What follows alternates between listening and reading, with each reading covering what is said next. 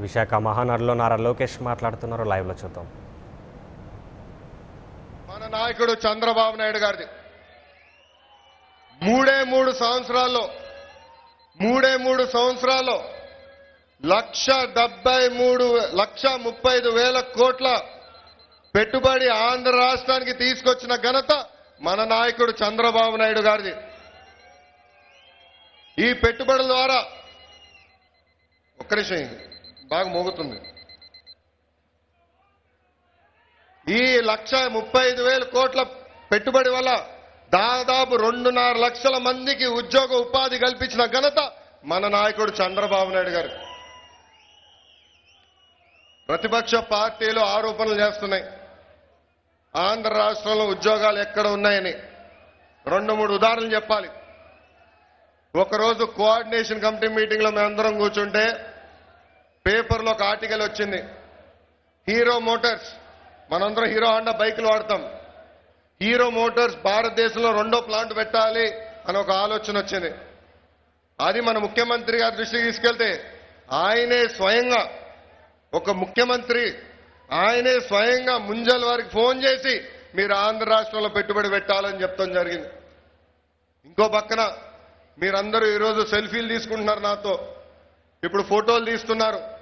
ఆ ఫోన్లు తయారు చేసే ఫాక్స్కాన్ కంపెనీ తైవాన్లో అతిపెద్ద కంపెనీ, చైనాలో అతిపెద్ద కంపెనీ.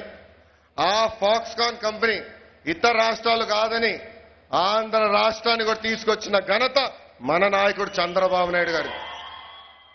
ఈ ఒక్క ఫాక్స్కాన్ కంపెనీ వల్ల దాదాపు 10,000 మంది మహిళలకి ఉద్యోగం కల్పించిన ఘనత మన నాయకుడు చంద్రబాబు నాయుడు గారిది.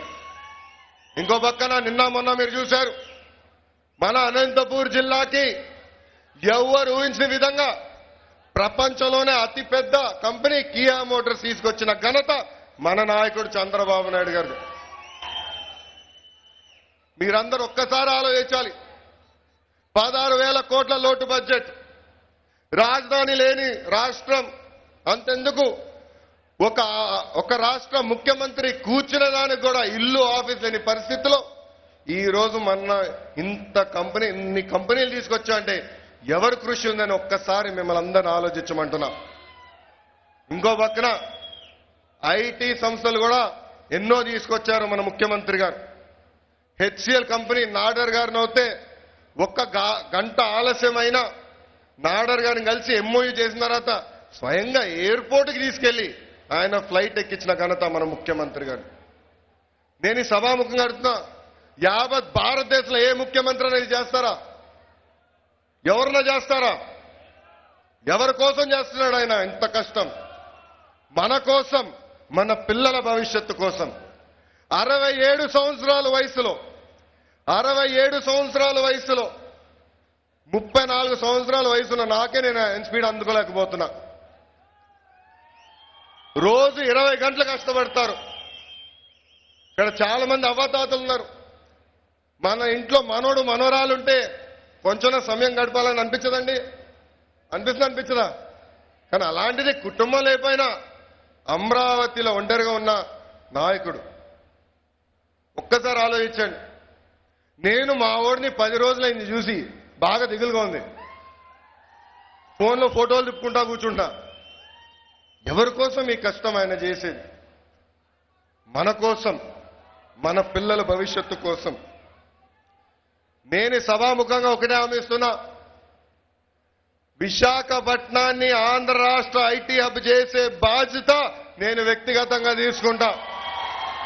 ఇంకొక పక్కన రాయలసీమలో యావత్ భారతదేశంలోనే ఏ విధంగా రాని మ్యానుఫ్యాక్చరింగ్ సంస్థలు కూడా తీసుకొచ్చే బాధ్యత తెలుగుదేశం పార్టీ తీసుకుంటుంది. మన రాజధాని, ప్రజల రాజధాని అమరావతికి ఇటు పక్కన కొన్ని ఐటీ కంపెనీలు, అటు నుంచి కొన్ని మ్యానుఫ్యాక్చరింగ్ కంపెనీలు కూడా తీసుకొచ్చే బాధ్యత తెలుగుదేశం పార్టీ తీసుకుంటుంది. నేను ఎప్పుడు విశాఖపట్నంకి వస్తే నాకు కొంచెం భయం వేస్తుంది. ఇక్కడనే ఉండిపోవాలనిపిస్తుంది. మొన్న వచ్చా 2 రోజులున్నా ఈ మూల నుంచి ఆ మూల, ఆ మూల నుంచి ఈ మూల పరిగెడుతూ సముద్రం చూసా. నాకు భయం వేస్తుంది అసలు రావాలంటే. ఇలాంటి విశాఖపట్నాన్ని రాబోయే 2 సంవత్సరాల్లో ఐటీ హబ్గా తీర్చే బాధ్యత నేను తీసుకుంటా. ఒక పక్కన అద్భుతమైన ముఖ్యమంత్రి చంద్రబాబు నాయుడు గారు ఉన్నారు. కానీ మన దౌర్భాగ్య స్థితి ఏంటంటే మనకు ప్రతిపక్ష పార్టీ ఉంది.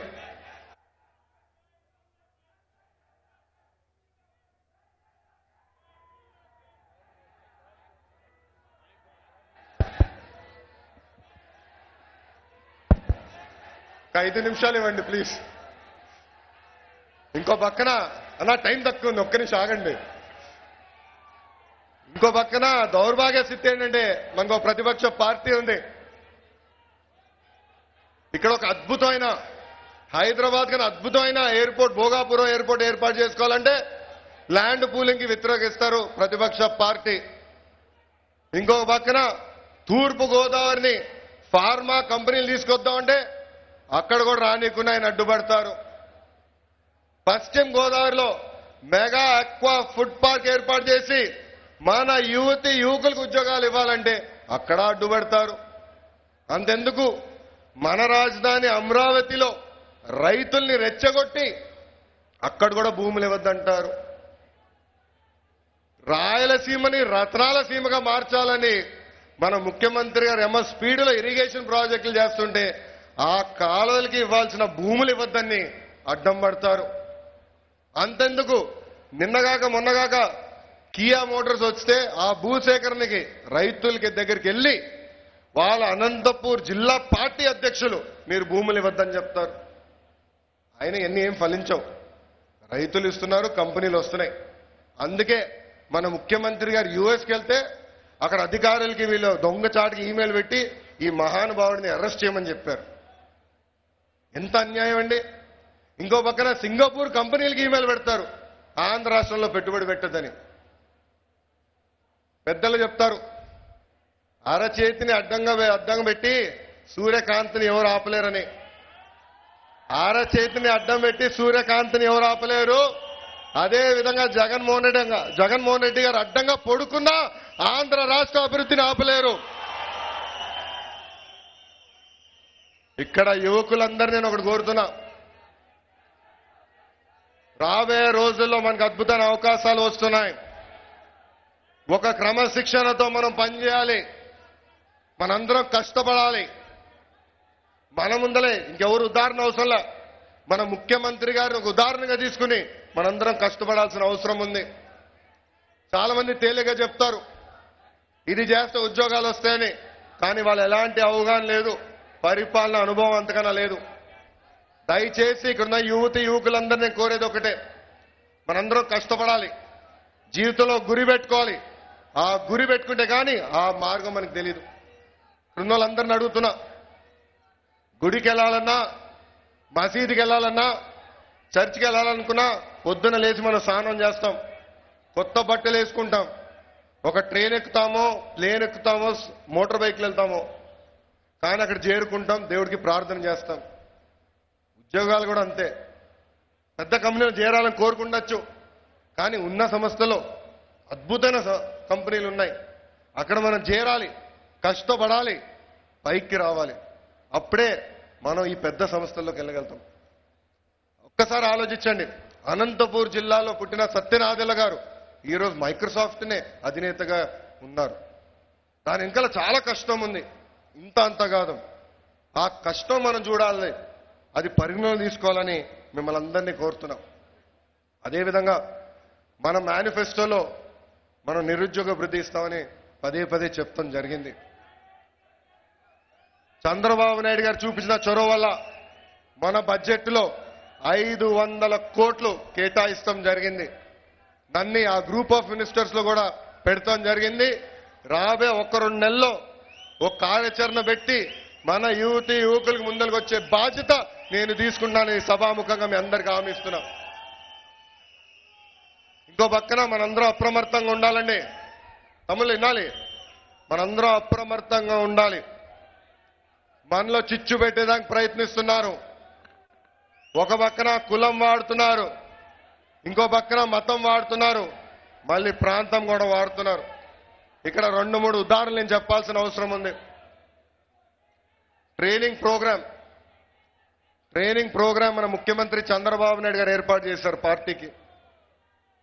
ఆ ట్రైనింగ్ ప్రోగ్రాంలో నేను ఇట్లనే మాట్లాడుతూ ఒక ప్రెజెంటేషన్ ఇస్తూ చేతులు ఊపా. చినరాజపన్న నుంచుని ఏదో మాట్లాడుతుంటే ఏంటన్నా అన్న, అది మీరు అందరు చూశారు, పెద్ద ఫోటో వేశారు ఆ దొంగ పేపర్లో. దొంగ పేపర్లో వేసి ఆయన అవమానపరిచానంటారు. ఎంత అన్యాయం అండి ఇది. మీరు ఒక్కసారి ఆలోచించండి. అంటే ఇది రెండు కులాల మధ్య చిచ్చు పెడతాం కాదండి. ఇంకో పక్కన మన ముఖ్యమంత్రి గారు నిరంతరం కష్టపడి ఆంధ్ర రాష్ట్రానికి పట్టిసీమ తీసుకురావాలని ఆనాడు బాగా కష్టపడితే మన దొంగబ్బాయి ఎవరు తెలుసు కదా, మర్చిపోయారా? మన దొంగబ్బాయి గోదావరి జిల్లాకు వచ్చి పట్టిసీమను వ్యతిరేకించండి, మన జలాలన్నీ రాయలసీమ తీసుకెళ్లిపోతున్నారు చంద్రబాబు నాయుడు గారు అని చెప్తారు. ఇంకో పక్కన అదే వ్యక్తి రాయలసీమకి వెళ్ళి పట్టిసీమలో ఒక్క బొత్తు నీరు రాదంటారు. ఇది రెండు ప్రాంతాల మధ్య చిచ్చు పెడతాం కాదండి. దయచేసి మనందరం అప్రమత్తంగా ఉండాలి. అంతెందుకు, అదే ట్రైనింగ్ ప్రోగ్రాంకి నాకు మెడ నొప్పి వచ్చి 2 రోజులు ఆలస్యంగా వెళ్ళా. నాకు మా నాన్నగారికి చిచ్చు పెట్టారు. చిచ్చు పెట్టారండి. ఆయన ఎంత అన్యాయం అంటే, నేను వెళ్తున్నా ప్రాంగణంకి వెళ్తున్నా, చూస్తే బ్రేకింగ్ చంద్రబాబు నాయుడు గారి పైన అలిగిన లోకేష్. ఇంకా ప్రాంగణంకి వెళ్తున్నా, ఫ్లైట్ దిగాను, కారు ఎక్కాను. అంటే అవకాశం ఇస్తే కుటుంబంలో కూడా చిచ్చు పెడడానికి ప్రయత్నిస్తారు. అందుకే మనందరం అప్రమత్తంగా ఉండాలి. పంచాయతీరాజ్ గ్రామీణ అభివృద్ధి శాఖ మంత్రిగా ఎప్పుడు లేని విధంగా మన గ్రామాల్ని మనం అభివృద్ధి చేసుకోబోతున్నాం.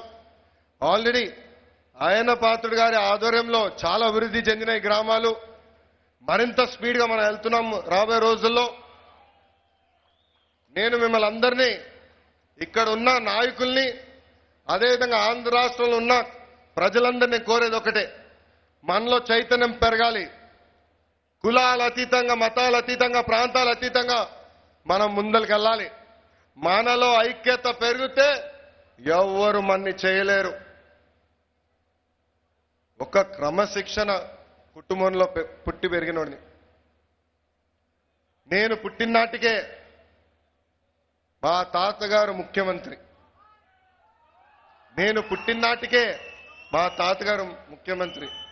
మా ఓడు దేవాంశ్ పుట్టినాటికే వాళ్ళ తాతగారు ముఖ్యమంత్రి. నా వయసు 34 సంవత్సరాలు. కానీ నేను ఈ సభాముఖంగా అడుగుతున్నా, ఏనాడైనా నా పైన ఒక్క ఆరోపణ నిరూపించగలారండి? నిరూపించారా? కానీ ఈరోజు నా పైన ఎన్నో ఆరోపణలు వేస్తున్నారు. నేను ఈ సభాముఖంగా ప్రతిపక్ష నాయకుడు జగన్మోహన్ రెడ్డి గారికి ఒక ఛాలెంజ్ ఇస్తున్నా. మీకు దమ్ము ధైర్యం ఉంటే ఎక్కడ రమ్మంటారు నన్ను చెప్పండి. మీ అవినీతి గురించి, నా పైన వేసే అవినీతి ఆరోపణల గురించి చర్చించడానికి నేను సిద్ధంగా ఉన్నా. అంతేగాని దేశానికి, రాష్ట్రానికి సేవ చేయాలన్న కోరికతో ఈరోజు నేను ముందరికి వస్తే నన్ను అన్ని రకాలుగా ఇబ్బంది పెట్టేదానికి ప్రయత్నిస్తున్నారు. ఇది సరికాదని ఈ సభాముఖంగా వాళ్ళకి నేను హెచ్చరిస్తున్నా. చివరిగా మా తాతగారి లాగానో మా నాన్నగారి లాగానో అంత గొప్ప పేరు వస్తుందో రాదో నాకు తెలియదు. కానీ ఏనాడు వాళ్ళకి చెడ్డ పేరు మటుకు తీసుకురానని ఈ సభాముఖంగా నేను హామీ ఇస్తూ ఇక్కడున్న యువకుల్ని పదే కోరుతున్నా. మనందరం కష్టపడదాం, కలిసికట్టుగా ముందరికెళ్దాం. ఎవరు ఊహించిన విధంగా, ఇతర రాష్ట్రాలు అసూయపడే విధంగా మన రాష్ట్రాన్ని అభివృద్ధి చేసుకుని ముందరికెళ్దామని తెలుస్తూ నేను సెలవు తీసుకుంటున్నాం. జోహార్ అన్న ఎన్టీఆర్, జోహార్ అన్న ఎన్టీఆర్. చంద్రబాబు నాయుడు గారి నాయకత్వం. జై Hind. For more updates, please subscribe 99 TV Telugu.